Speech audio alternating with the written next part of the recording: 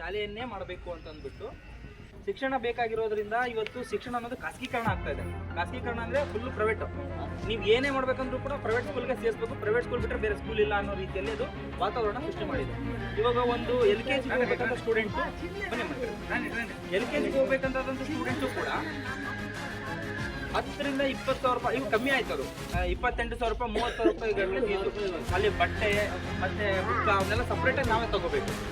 ಆದರೆ ಸರ್ಕಾರಿ ಶಾಲೆಗಳಲ್ಲಿ ಉಚಿತವಾಗಿ ಬಟ್ಟೆ ಕೊಡ್ತಾರೆ, ಉಚಿತವಾಗಿ ಬುಕ್ಕ ಕೊಡ್ತಾರೆ, ಉಚಿತವಾಗಿ ಬಟ್ಟೆ ಪುಸ್ತಕ ಕೊಡೋದ್ರ ಜೊತೆಗೆ ಊಟ ಕೊಡ್ತಾರೆ.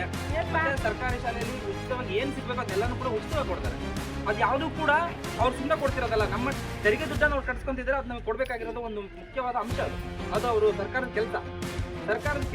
ಇವತ್ತು ಸರ್ಕಾರಿ ಶಾಲೆಯಿಂದ ಶಿಕ್ಷಣವನ್ನು ಕೊಡಬೇಕಾಗಿದೆ. ಆದರೆ ಇವತ್ತು ಆ ಒಂದು ವ್ಯವಸ್ಥೆಯನ್ನು ಉದ್ದೇಶಪೂರ್ವಕವಾಗಿ ಆಗಿದನೋ ಅಥವಾ ಆಕಸ್ಮಿಕವಾಗಿ ಆಗಿದನೋ ಈ ಒಂದು ಸರ್ಕಾರಿ ಶಾಲೆ ಅನ್ನೋದೇನಿದೆ ಅಧೋಗತಿಯಾಗಿದೆ. ಇದಕ್ಕೆ ಮುಖ್ಯ ಕಾರಣ ಯಾರೇ ಆಗಿರ್ಬೋದು. ಆದರೆ ಇದನ್ನು ಶಾಲೆಯನ್ನು ಕಟ್ತೀವಿ ಮತ್ತು ಡೆವಲಪ್ ಮಾಡ್ತೀವಿ ಅಂತ ಹೇಳ್ತಾ ಇಲ್ಲಿರುವಂಥ ರಾಜಕೀಯ ವ್ಯಕ್ತಿಗಳಾಗಿರ್ಬೋದು ಅಥವಾ ಸರ್ಕಾರದ ಅಧಿಕಾರಿಗಳಾಗಿರ್ಬೋದು ಯಾರು ಕೂಡ ಕೆಲಸ ಮಾಡ್ತಾರೆ. ಆ ಕೆಲಸ ಮಾಡಲಾರ್ದ ಒಂದು ಅಂಶ ಆದಂದರೆ ಇಲ್ಲಿರುವಂಥ ಮಕ್ಕಳು ಅಥವಾ ಇಲ್ಲಿರೋ ಪೋಷಕರು ಮಕ್ಕಳನ್ನು ಈ ಒಂದು ಶಾಲೆಗೆ ಸೇರಿಸಬೇಕು ಅಂತಂದರೆ ಈ ಕಟ್ಟಡಗಳು ಸರಿ ಇಲ್ಲ. ನೋಡಿ ಎಲ್ಲ ಕಟ್ಟಡಗಳು ಹೆಂಗೆ ಬಿದ್ದೋಗಿದ್ದಾವೆ. ಈ ಥರ ಇರಬೇಕಾದ್ರೆ ಮಕ್ಕಳನ್ನ ಶಾಲೆಗೆ ಸೇರ್ಸೋಕ್ಕಾದ್ರೂ ಹೆಂಗೆ ಅನ್ಸ್ಕೊಳ್ಳುತ್ತೆ. ಅಕಸ್ಮಾತ್ ಅಂದರೆ ಎಷ್ಟೋ ಕಟ್ಟಡಗಳು ಬೀಳುವಂಥ ಸಂದರ್ಭಗಳು ಇರ್ತವೆ. ಜೋರ ಗಾಳಿ ಬಂತು, ಮಳೆ ಬಂತು, ಬಂದರೆ ಅದು ಬೀಳ್ತವೆ. ಅದಕ್ಕೋಸ್ಕರ KPS ಮಾಡೆಲ್ ಅಂತ ಅಂದ್ಬಿಟ್ಟು ಇಡೀ ಕರ್ನಾಟಕ ರಾಜ್ಯದಂತ ದೊಡ್ಡ ಹೈಟೆಕ್ ಶಾಲೆಗಳನ್ನು ಕಟ್ಟಿಸ್ಬೇಕಂತ ಸರ್ಕಾರ ಒಂದು ಯೋಜನೆಗಳು ಇಟ್ಕೊಂಡಿದೆ.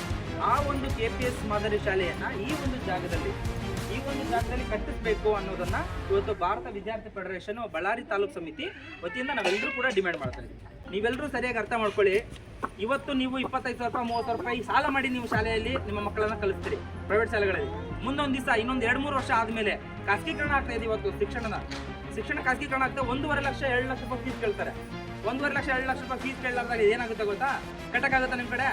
ಕಟ್ಟಾಗಕ್ಕಾಗಲ್ಲ. ಅವಾಗ ನೀವೇನು ಮಾಡ್ತೀರಿ? ಒಂದು ಸಾಲ ಮಾಡ್ತೀರಿ, ಇಲ್ಲಾಂದ್ರೆ ಶಾಲೆ ಬೇಡ ಅಂತ ಬಿಟ್ಬಿಡ್ತೀರಿ.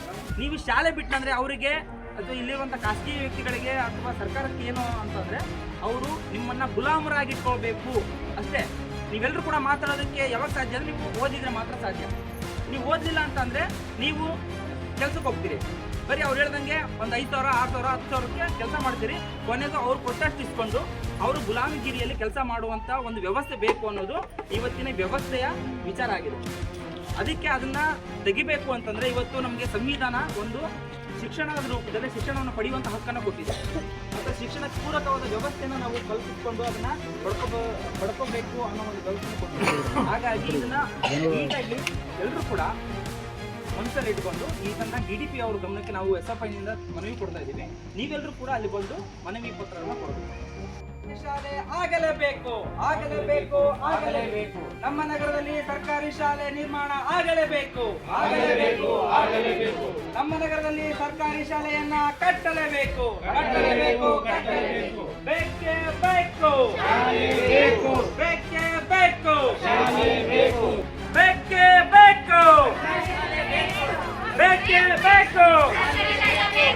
ನಮ್ಮ ನಗರದಲ್ಲಿ ಸರ್ಕಾರಿ ಶಾಲೆಯನ್ನ ಕಟ್ಟಲೇಬೇಕು.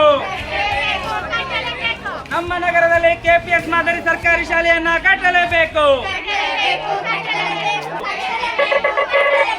ನಮ್ಮ ನಗರದಲ್ಲಿ ಸರ್ಕಾರಿ KPS ಮಾದರಿ ಶಾಲೆಯನ್ನ ಕಟ್ಟಲೇಬೇಕು. ಬೇಕೇ ಬೇಕು. ಜಿಂದಾಬಾದ್. SFI ಜಿಂದಾಬಾದ್. ನಮ್ಮ ನಗರದಲ್ಲಿರುವಂತಹ ಸರ್ಕಾರಿ ಜಾಗದಲ್ಲಿ ಸರ್ಕಾರಿ ಶಾಲೆಯನ್ನು ಕಟ್ಟಲೇಬೇಕು. ನಮ್ಮ ನಗರದಲ್ಲಿ ಸರ್ಕಾರಿ ಜಾಗದಲ್ಲಿ ಸರ್ಕಾರಿ ಶಾಲೆಯನ್ನು ಕಟ್ಟಲೇಬೇಕು. ಬೇಕೇ ಬೇಕು. ಸರ್ಕಾರಿ ಶಾಲೆ ಬೇಕೇ ಬೇಕು. ನಮ್ಮ ನಗರದಲ್ಲಿರುವಂತಹ ಸರ್ಕಾರಿ ಜಾಗದಲ್ಲಿ ಸರ್ಕಾರಿ ಶಾಲೆಯನ್ನು ಕಟ್ಟಲೇಬೇಕು. ಬೇಕೇ ಬೇಕು.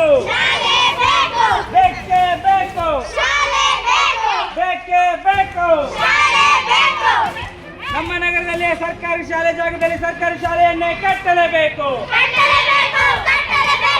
ನಮ್ಮ ನಗರದಲ್ಲಿರುವಂತಹ ಸರ್ಕಾರಿ ಶಾಲೆ ಜಾಗದಲ್ಲಿ ಸರ್ಕಾರಿ ಶಾಲೆಯನ್ನೇ ಕಟ್ಟಲೇಬೇಕು. ಎಲ್ಲಿಯವರೆಗೆ ಹೋರಾಟ?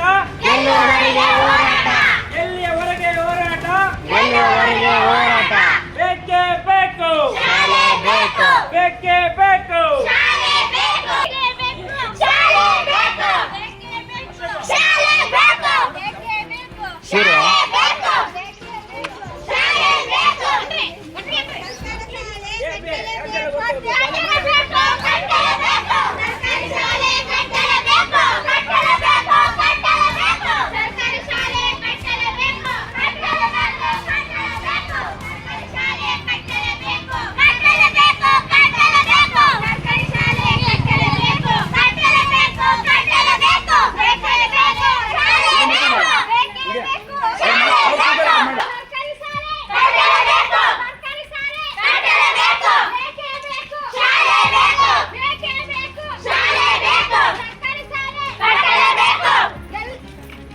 ಎಲ್ಲಿಯವರೆಗೆ ಹೋರಾಟ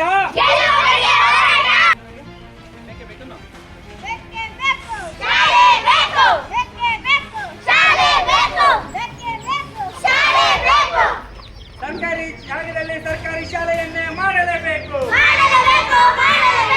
ಸರ್ಕಾರಿ ಜಾಗದಲ್ಲಿ ಕೆಪಿಎಸ್ ಮಾದರಿ ಶಾಲೆಯನ್ನ ಕಟ್ಟಲೇಬೇಕು. ಶಾಲೆಗಾಗಿ ಮೀಸಲಿದ್ದ ಶಾಲೆ ಜಾಗವನ್ನ ಶಾಲೆಯನ್ನಾಗಿ ಮಾಡಲೇಬೇಕು.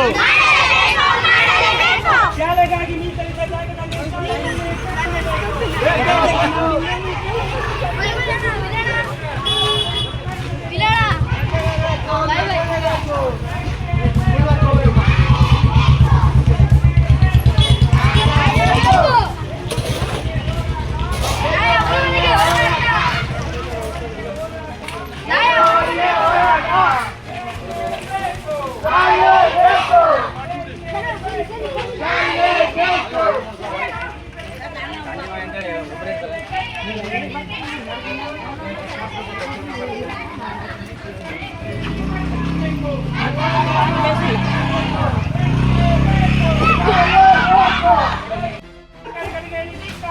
ಧಿಕ್ಕಾರ ಧಿಕ್ಕಾರ.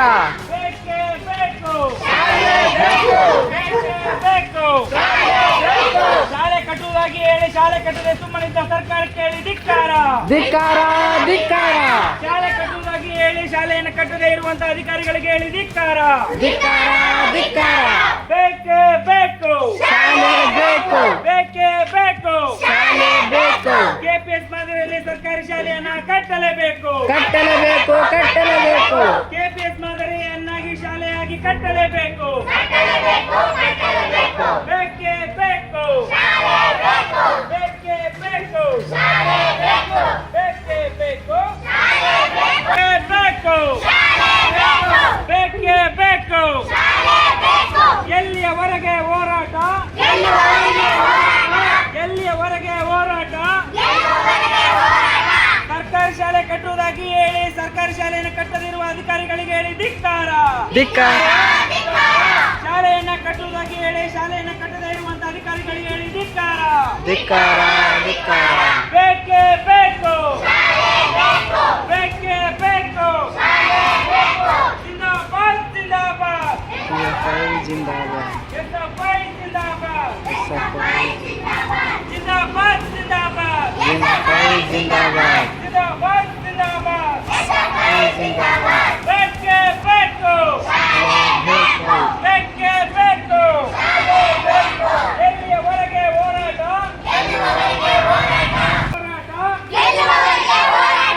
ಎಲ್ಲಿಯವರೆಗೆ ಹೋರಾಟ? ಎಲ್ಲಿಯವರೆಗೆ ಹೋರಾಟ? ಎಲ್ರಿಗೂ ಕೂಡ ನಮಸ್ಕಾರ. ನಮ್ಮ ಈ ಒಂದು ಹೋರಾಟದ ಧ್ವನಿ ನಮ್ಮ ಬಿ ಆಫೀಸರ್ಗೂ ಕೂಡ ತಲುಪಿದೆ. ಹಾಗಾಗಿ ಇವತ್ತು ಹೋರಾಟದ ಪ್ರತಿಭಟನಾ ಸ್ಥಳಕ್ಕೆ ನಮ್ಮ BRC ಆಗಿರುವಂತಹ ವಿಜಯ್ ಕುಮಾರ್ ಅವರು ನಮ್ಮ ಜೊತೆಗೆ ಬಂದಿದ್ದಾರೆ. ಅವರು ಬಿ ಆಫೀಸ್ ಕಡೆಯಿಂದ ಇವತ್ತು ನಮ್ಮ ಈ ಹೋರಾಟದ ಸ್ಥಳಕ್ಕೆ ಬಂದಿದ್ದಾರೆ. ಇವತ್ತು ಈ ಒಂದು ಶಾಲೆಯನ್ನ KPS ಮಾದರಿ ಶಾಲೆಯನ್ನಾಗಿ ಮಾಡೋದಕ್ಕೆ ಮತ್ತು ಈ ಒಂದು KPS ಮಾದರಿ ಶಾಲೆಯನ್ನು ಮಾಡಿದರೆ ಈ ನಗರದಲ್ಲಿರುವಂಥ ಸಾವಿರಾರು ಕುಟುಂಬಗಳ ಮನೆಗಳಲ್ಲಿ ಇರುವಂಥ ಎಲ್ಲ ವಿದ್ಯಾರ್ಥಿಗಳಿಗೂ ಕೂಡ ಒಂದು ದೊಡ್ಡ ಮಟ್ಟದ ಮುಂದಿನ ಭವಿಷ್ಯವನ್ನ ನಾವು ಕಟ್ಟಿದ ರೀತಿಯಲ್ಲಿ ಆಗುತ್ತೆ. ಇದನ್ನ BU ಆಫೀಸರು ಮತ್ತೆ DDP ಅವರು ಮತ್ತೆ ಸಂಬಂಧಪಟ್ಟ ಅಧಿಕಾರಿಗಳು ಈ ಶಾಲೆ ಕಟ್ಟೋದ್ರ ಬಗ್ಗೆ, ಈ ಶಾಲೆಯನ್ನ ಪುನರುತ್ಥಾನ ಮಾಡೋದ್ರ ಬಗ್ಗೆ ನಮ್ಮ BU ಆಫೀಸರ್ ಕಡೆಯಿಂದ ಬಂದಂತ ವಿಜಯ್ ಕುಮಾರ್ ಸರ್ ಅವರು ಏನು ಹೇಳ್ತಾರೆ ಅನ್ನೋದ್ರ ಬಗ್ಗೆ ನಾವು ಕೇಳಬೇಕಂತ ಅವ್ರು ಹೇಳ್ತೀವಿ. ದಯಮಾಡಿ ಅದ್ರ ಬಗ್ಗೆ ನಾನು ಮಾತಾಡಬೇಕು. ಈಗ BO ಕಚೇರಿಯಿಂದ ನಮ್ಮ BO ಅವರು ಕಳಿಸ್ಕೊಟ್ಟಿದ್ದಾರೆ.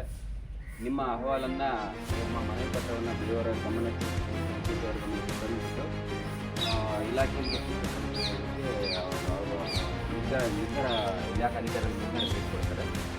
ನಿಮ್ಮ ಮನವಿಯನ್ನು ನಾನು BO ಧನ್ಯವಾದಗಳು ಸರ್. ಮತ್ತು ಇಲ್ಲಿರುವಂಥ ಎಲ್ಲ ವಿದ್ಯಾರ್ಥಿಗಳು ಸೇರಿ ಇಲ್ಲಿರುವಂಥ ಬೇರೆ ಬೇರೆ ನಮ್ಮ ನಾಯಕರು ಅವರೆಲ್ಲ ಸೇರಿಬಿಟ್ಟು BU ಆಫೀಸರ್ ಕಡೆಯಿಂದ ಬಂದಿರುವಂಥ ನಮ್ಮ ವಿಜಯ್ ಕುಮಾರ್ ಸರ್ ಅವರಿಗೆ ಮನವಿ ಪತ್ರವನ್ನು ಕೊಡಬೇಕಾಗಿ ನಮ್ಮ SFI ಅಧ್ಯಕ್ಷರಾಗಿರುವಂಥ ರಾಜು ಅವರಲ್ಲಿ ಮತ್ತು ನಮ್ಮ SFIನ ಉಪಾಧ್ಯಕ್ಷರಾಗಿರುವಂಥ ಅಶೋಕ್ ಅವರಲ್ಲಿ ಮತ್ತು ಅಧಿಕಾರಿಗಳಲ್ಲಿ ನಾವು ಕೇಳ್ಕೊಳ್ತೀವಿ. ದಯಮಾಡಿ ಈ ಒಂದು ಮನವಿ ಪತ್ರವನ್ನು ಅವರು ಇಟ್ಕೋಬೇಕಂತ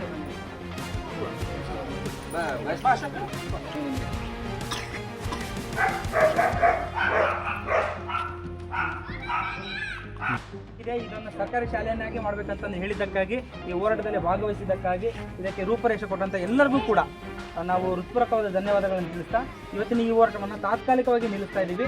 ಆದರೆ ಈ ಒಂದು ಶಾಲೆ ಆಗೋವರೆಗೂ ನಮ್ಮ ಹೋರಾಟ ಇದ್ದೇ ಇರುತ್ತೆ ಅಂತ ಈ ಸಂದರ್ಭದಲ್ಲಿ ಹೇಳ್ತಾ ಎಲ್ಲರಿಗೂ ಕೂಡ ಧನ್ಯವಾದಗಳನ್ನು ತಿಳಿಸ್ತೀನಿ. ಮೇನ್ ಬಿಲ್ಡಿಂಗ್ ನೋಡಿ, ನೀವು ನೋಡಿ ಬಿಲ್ಡಿಂಗಲ್ಲಿ ಯಾರು ಆಯ್ತು ಹೇಳ್ರಿ. ಸರಿ ಸರ್, ಓಕೆ, ಥ್ಯಾಂಕ್ ಯು. ನಾವು ಅಲ್ಲಿಗೆ ಬರ್ತಾ ಇದ್ದೀವಿ. ಅಲ್ಲೇ ಇವೆಲ್ಲ ಕರ್ಕೊಂಡು ಬರೋಣ ಅಂದ್ಕೊಂಡಿದ್ವಿ, ಅಷ್ಟರಲ್ಲಿ ನೀವು ಬಂದೆ. ನಮ್ಮ ಸ್ವಾಮಿ ಬಂದು ಬಿಲ್ಡಿಂಗ್ ಕಟ್ಸೋಕ್ಕೆಲ್ಲ ರೆಡಿ ಮಾಡ್ಕೊಂಡು ಬಿಲ್ಡಿಂಗ್ ಕಟ್ಟಬೇಕಂತಾನೆ ಎಲ್ಲ ಪಿಲ್ಲರ್ ಹಾಕೋಕ್ಕೆ ಕಬ್ಬಣ ಪ್ರತಿಯೊಂದು ಸಾಮಾನು ಬಂದು ಇವ್ರು ಇದ್ರು ನೋಡಿ, ಇವ್ರು ಗೊತ್ತಿಲ್ಲ ಹುಡುಗಿದ್ದಾರೆ. ಈ ಸ್ಕೂಲು ಓಪನ್ ಆದಾಗಲೂ ಇವರು ದೊಡ್ಡಪ್ಪರು ಅವರೇ ಈ ಸ್ಕೂಲ್ ಓಪನ್ ಮಾಡೋಕ್ಕೆಲ್ಲ ಅವರೇ ಮೊದಲ ಕಾರಣ. ಈಗ ಬಿಲ್ಡಿಂಗ್ ಎಲ್ಲ ಬಂದು ಬಿದ್ದ ಮೇಲೆ ಇದು ಏನೇನೋ ಪ್ರಾಬ್ಲಮ್ ಆಗಿ village accountant tahsildar D C ಅವರೆಲ್ಲ ಬಂದು ಇದು ಬಿಲ್ಡಿಂಗಿಂದು ಡಾಕ್ಯುಮೆಂಟ್ಸ್ ಎಲ್ಲ ಕೊಡ್ರಿ ಅಂದರು. ಡಾಕ್ಯುಮೆಂಟ್ಸ್ ನಮ್ಮ ಕಡೆಗೆ ಏನಿಲ್ಲ, ಮೂವ್ಮೆಂಟಿನ ಸಂಬಂಧ ನಾವೇನು ಹೇಳೋಕ್ಕಾಗ್ತದೆ. ನಮಗೆ ಹೇಳಿದೆ ಅವರೆಲ್ಲ ಬೋರ್ ತೆಗಿಸ್ಬೇಕಾದ್ರೆ ಮಾತಾಡಿದೆ, ಬೋರ್ ತೆಗಿಸ್ತಾರೆ ಸ್ವಾಮಿಯಲ್ಲಿ ಅದಕ್ಕೆ ಎಲ್ಲ ಸೈಡಿಗೆ ಕಟ್ಕೊ ಬೋರ್ ತೆಗಿಸ್ತಾರೆ ಕಾಂಪೌಂಡ್ ಹಾಕಕ್ಕೆಲ್ಲ ಬಂದಿದ್ದಾರೆ ಅಂತ ಹೇಳಿದ್ರೆ ನಾವು ಮುಂದೆ ಶಾಲೆ ನಾವು ಹೋರಾಟ ಮಾಡಿ ಶಾಲೆ ಕಟ್ತೀನಿ, ನಾನು ಮಾಡ್ತೀನಿ ಅದನ್ನು ಅವ್ರದ್ದು ಕಾಂಟ್ಯಾಕ್ಟ್ ನಂಬರ್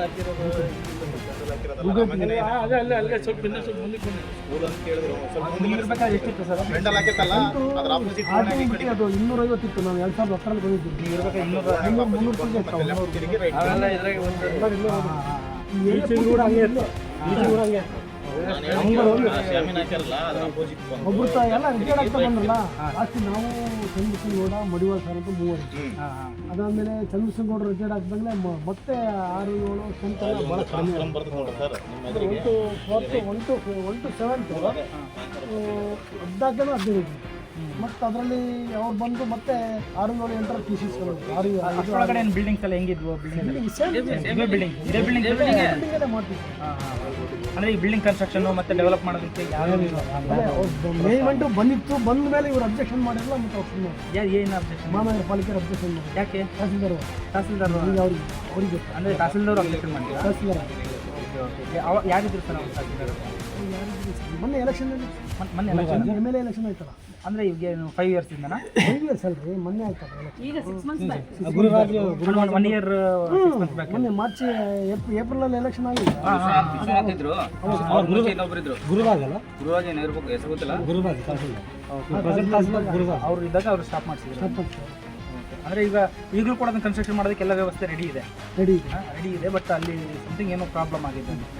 ಓಕೆ ಸರ್, ಈಗ ಒಂದು ಶಾಲೆಯನ್ನು ನಾವು ಮತ್ತೆ ರೀಬಿಲ್ಡ್ ಮಾಡ್ಬೇಕಂದ್ರೆ ನಾವೆಲ್ಲರೂ ಕೂಡ ಸೇರ್ಕೋಬೇಕು. ನೀವು ನಮ್ಮ ಜೊತೆಗೆ ಬಂದಿದ್ದಕ್ಕೆ ತುಂಬ ಥ್ಯಾಂಕ್ಸ್ ಸರ್. ನಮ್ಮ ಜೊತೆ ನೀವು ಕೂಡ ಇದ್ರಿ, ನೀವು ತುಂಬ ಕೆಲಸ ಮಾಡಿದ್ದೀರಿ. ಮಾಡೋಣ ರೀ ಇನ್ಮೇಲಿದ್ದನ್ನು ಕೂಡ.